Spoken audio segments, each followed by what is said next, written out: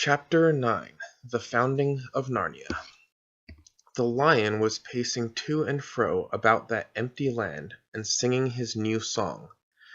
It was softer and more lilting than the song by which he had called up the stars and the sun, a gentle, rippling music. And as he walked and sang, the valley grew green with grass. It sprouted out from the lion like a pool. It ran up the sides of the little hills like a wave. In a few minutes it was creeping up the lower slopes of the distant mountains, making that young world every moment softer. The light wind could now be heard rustling the grass. Soon there were other things besides grass. The higher slopes grew darker with heather. Patches of rougher and more bristling green appeared in the valley. Diggory did not know what they were until one began coming up quite close to him. It was a little spiky thing that threw out dozens of arms and covered these arms with green and grew larger at the rate of about an inch every 2 seconds. There were dozens of these things all around him now. When they were nearly as tall as himself, he saw what they were. "Trees!" he exclaimed. The nuisance of it, as Polly said afterwards, was that you weren't left in peace to watch it all. Just as Diggory said "trees," he had to jump because Uncle Andrew had sidled up to him again and was going to pick his pocket. It wouldn't have done Uncle Andrew much good if he had succeeded, for he was aiming at the right-hand pocket because he still thought the green rings were homeward rings. But of course, Diggory didn't want to lose either. "Stop!"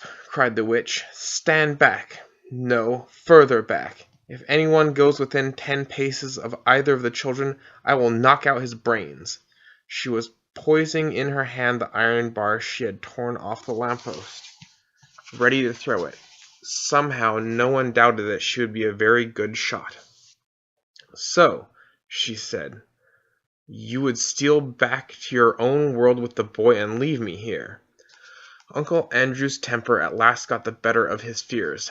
"Yes, ma'am, I would," he said. "Most undoubtedly I would. I should be perfectly in my rights. I have been most shamefully, most abominably treated. I have done my best to show you such civilities as were in my power. And what has been my reward? You have robbed, I must repeat the word robbed, a highly respectable jeweler. You have insisted on my entertaining you to an exceedingly expensive, not to say ostentatious lunch, though I was obliged to pawn my watch and chain in order to do so, and let me tell you, ma'am, that none of our family have been in the habit of frequenting pawnshops, except my cousin Edward, and he was in the yeomanry. During that indigestible meal, I'm feeling the worst of it at this moment. Your behavior and conversation attracted the unfavorable attention of everyone present.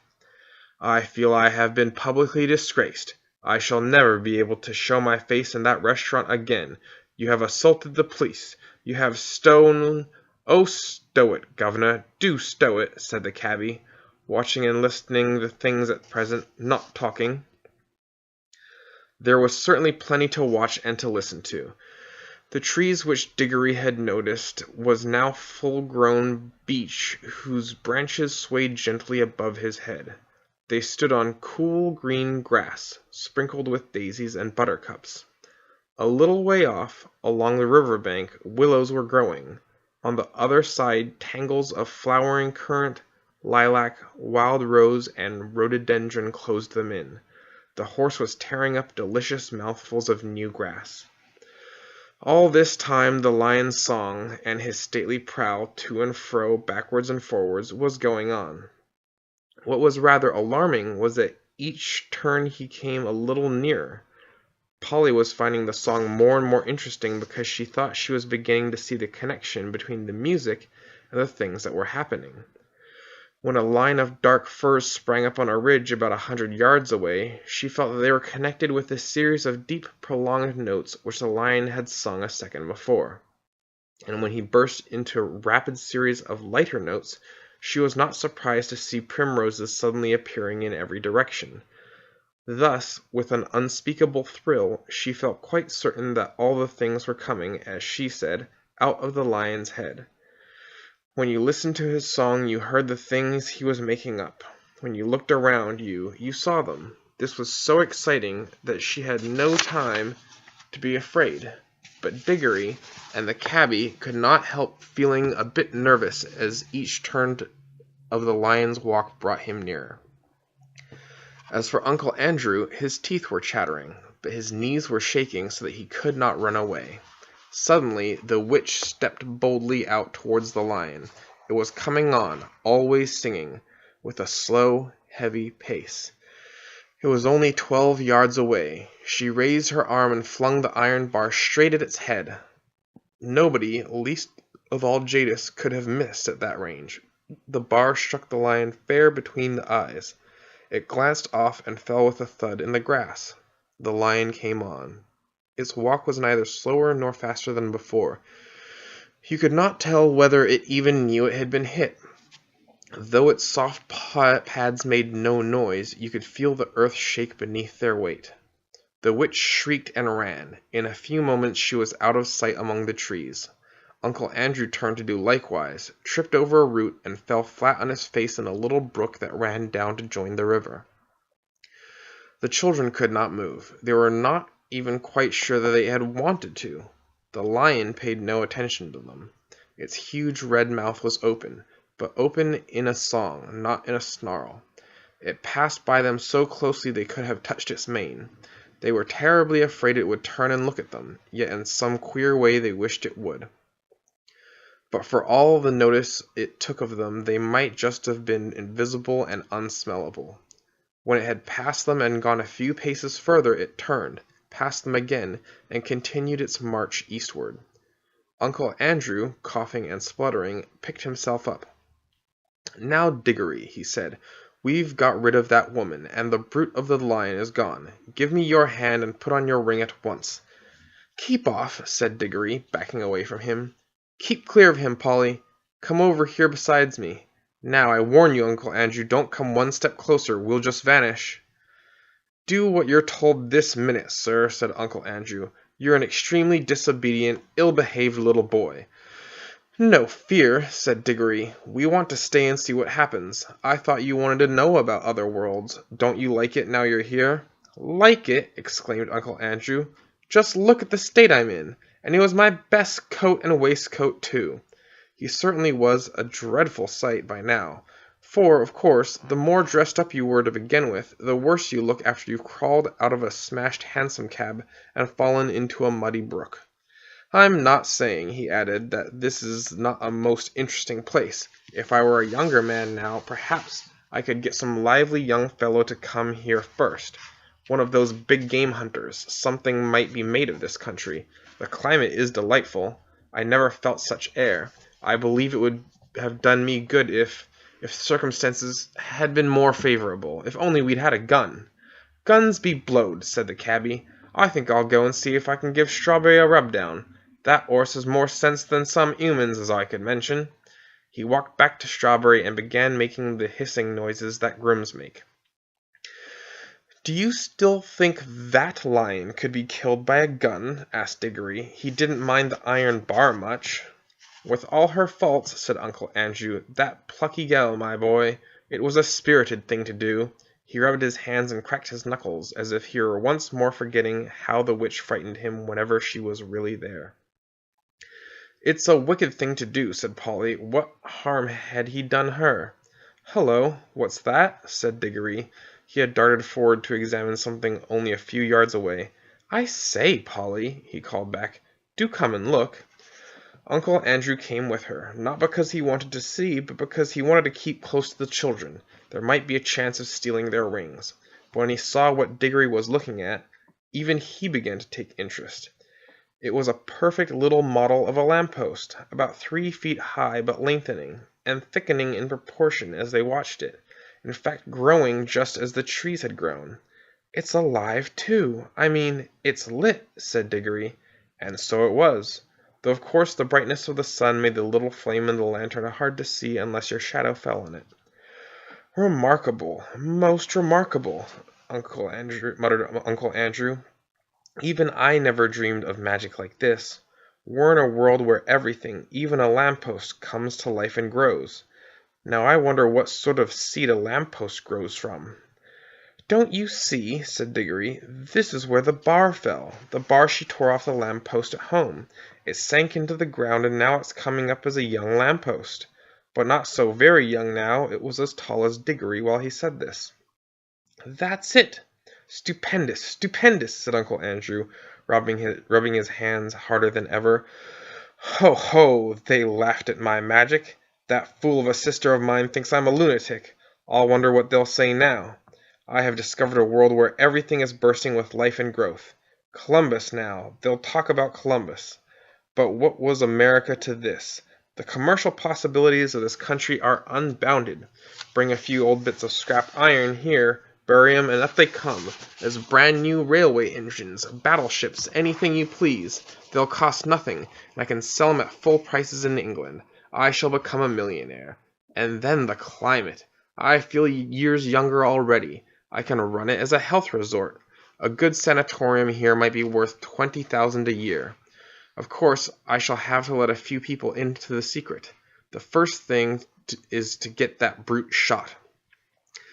"You're just like the witch," said Polly. "All you think of is killing things."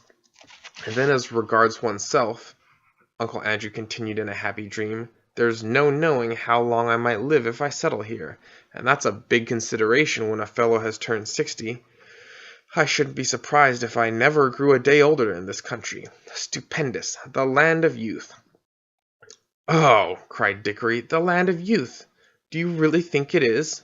For of course he remembered what Aunt Letty had said to the lady who brought the grapes, and that sweet hope rushed back upon him. "Uncle Andrew," he said, "do you think there's anything here that would cure Mother?" "What are you talking about?" said Uncle Andrew.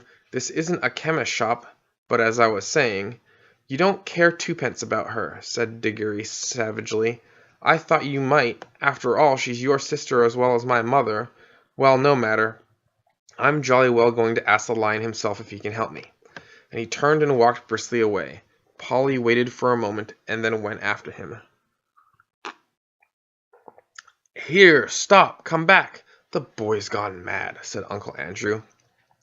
He followed the children at a cautious distance behind, for he didn't want to get too far away from the green rings or too near the lion. In a few minutes Diggory came to the edge of the wood, and there he stopped. The lion was singing still, but now the song had once more changed. It was more like what we shall call a tune, but it was also far wilder. It made you want to run and jump and climb. It made you want to shout. It made you want to rush at other people and either hug them or fight them. It made Diggory hot and red in the face. It had some effect on Uncle Andrew, for Diggory could hear him saying, "A spirited gel, sir. It's a pity about her temper, but a damn fine woman all the same. A damn fine woman." But what the song did to the two humans was nothing compared to what it was doing to the country. Can you imagine a stretch of grassy land bubbling like water in a pot? For that is really the best description of what was happening. In all directions it was swelling into humps. There were of very different sizes. Some were no bigger than molehills, some as big as wheelbarrows, two the size of cottages, and the humps moved and swelled till they burst, and the crumbled earth poured out of them, and from each lump there came out an animal. The moles came out just as you might see a mole come out in England. The dogs came out, barking the moment their heads were free, and struggling as you've seen them do when they're getting through a narrow hole in a hedge. The stags were the queerest to watch, for of course the antlers came up long before the rest of them, so at first Diggory thought they were trees. The frogs, who all came up near the river, went straight into it with a plop-plop and a loud croaking. The panthers, leopards, and things of that sort sat down at once to wash the loose earth off their hindquarters, and then stood up against the trees to sharpen their front claws. Showers of birds came out of the trees. Butterflies fluttered. Bees got to work on the flowers as if they hadn't a second to lose. But the greatest moment of all was when the biggest hump broke like a small earthquake, and out came the sloping back, the large wise head, and the four baggy trousered legs of an elephant.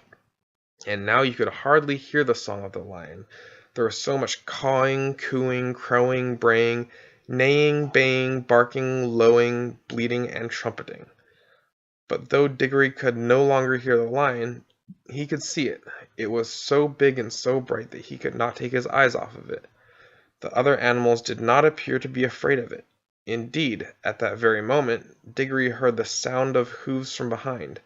A second later, the old cab horse trotted past him and joined the other beasts. The air had apparently suited him as well as it had suited Uncle Andrew. He no longer looked like the poor old slave he had been in London. He was picking up his feet and holding his head erect. And now, for the first time, the lion was quite silent. He was going to and fro among the animals, and every now and then he would go up to two of them, always two at a time, and touch their noses with his. He would touch 2 beavers among all the beavers, 2 leopards among all the leopards, 1 stag and 1 deer among all the deer, and leave the rest. Some sorts of animals he passed over altogether, but the pairs which he had touched instantly left their own kinds and followed him. At last he stood still, and all the creatures whom he had touched came and stood in a wide circle around him. The others whom he had not touched began to wander away. Their noises faded gracefully into the distance. The chosen beasts who remained were now utterly silent, all with their eyes fixed intently upon the lion. The cat-like ones gave an occasional twitch of the tail, but otherwise all were still. For the first time that day there was complete silence, except for the noise of running water. Diggory's heart beat wildly. He knew something very solemn was going to be done. He had not forgotten about his mother, but he knew jolly well that, even for her, he couldn't interrupt a thing like this. The lion, whose eyes never blinked, stared at the animals, as hard as if he was going to burn them up with his mere stare, and gradually a change came over them. The smaller ones, the rabbits, moles, and such like, grew a good deal larger. The very big ones, you noticed it most with the elephants, grew a little smaller. Many animals sat up on their hind legs. Most put their heads on one side as they were trying very hard to understand. The lion opened his mouth, but no sound came from it. He was breathing out a long, warm breath.